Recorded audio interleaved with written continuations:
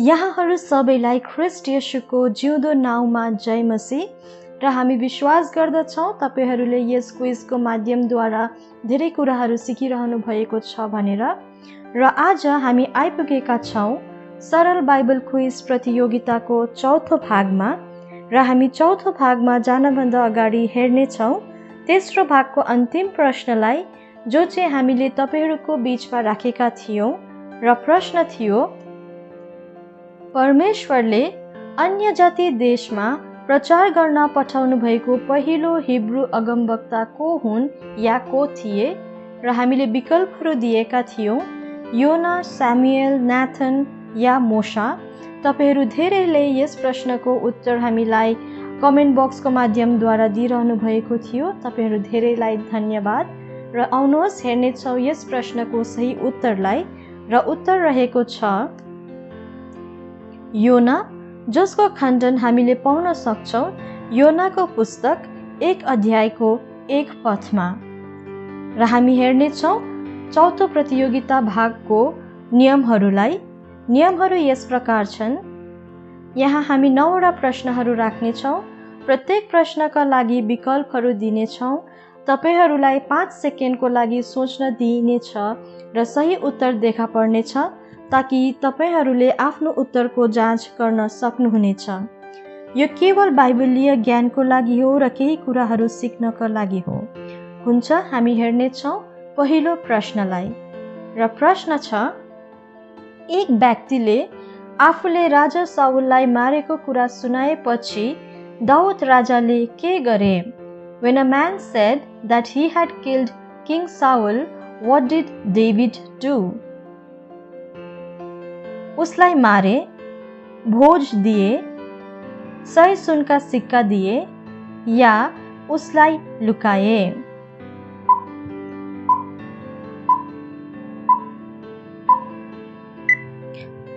र यस प्रश्नको सही उत्तर रहेको छ उसलाई मारे। यसको खण्डन हामीले पाउनेछौँ दोस्रो सामुएल 1 अध्यायको 1 पददेखि लिएर 15 पदसम्ममा। हामी हेर्नेछौँ दोस्रो प्रश्नलाई। र प्रश्न छ, हिब्रूहरूले पुरानो करारलाई के भन्दछन्? By which name Hebrews call the book of Old Testament? व्यवस्थाको पुस्तक, कथाको पुस्तक, तनक या परमेश्वरको कथाको पुस्तक?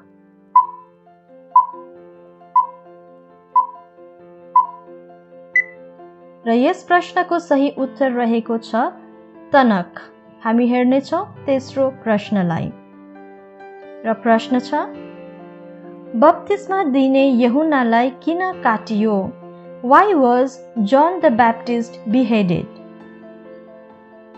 हेरोदले आफ्नो भाइको स्वास्नीसँग विवाह गरेको कुरा यूहन्नालाई थाहा थियो, जुन व्यवस्थाको विरुद्ध थियो, या उसले परमेश्वरको विरुद्धमा गनगनाए, या उसले राजाको विरुद्धमा गनगनाए?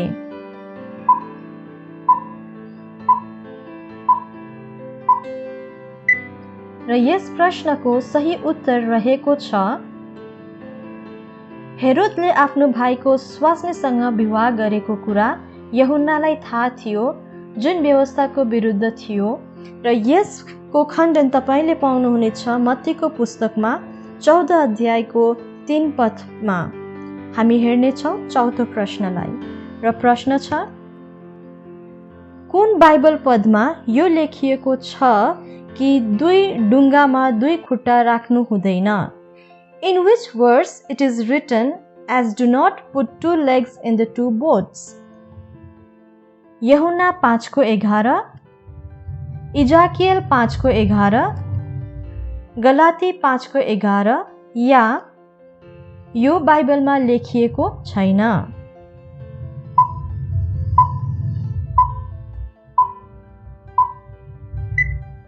र यस प्रश्नको सही उत्तर रहेको छ यो बाइबलमा लेखिएको छैन। हामी हेर्नेछौँ 5वां प्रश्नलाई। र प्रश्न छ,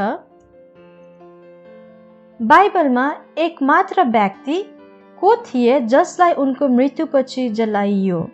Who was the only person in the Bible who was cremated after his death? Adam, मोशा, राजा शाउल या राजा अहाब?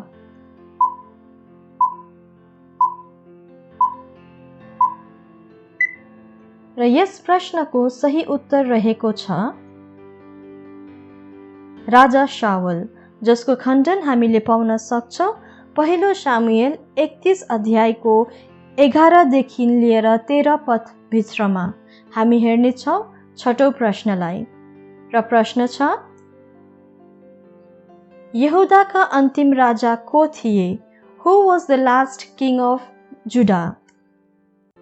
रहोबाम, यारोबाम, सिद्किया या अबिमेलेक?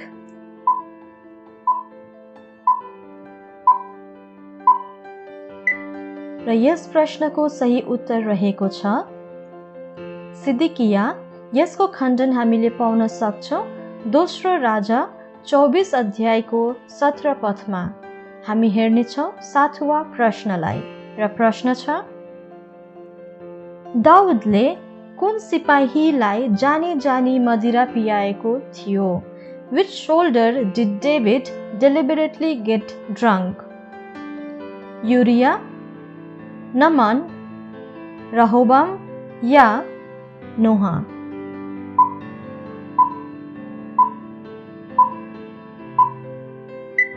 र यस प्रश्नको सही उत्तर रहेको छ उरिया, जसको खण्डन हामीले पाउन सक्छौं दोस्रो सामुएल 11 को 13 मा। हामी हेर्नेछौँ 8वां प्रश्नलाई। र प्रश्न छ, सबै हिब्रू मानिसहरूलाई मार्ने षड्यन्त्र कसले गर्यो?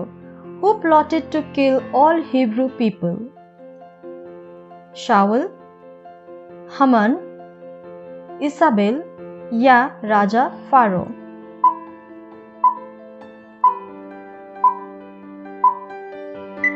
र यस प्रश्नको सही उत्तर रहेको छ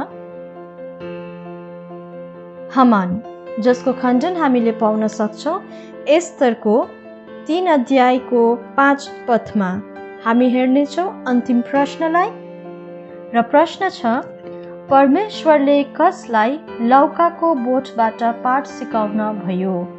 Whom did God teach the lesson from the plant? योना, मोशा, पावल या पत्रुस?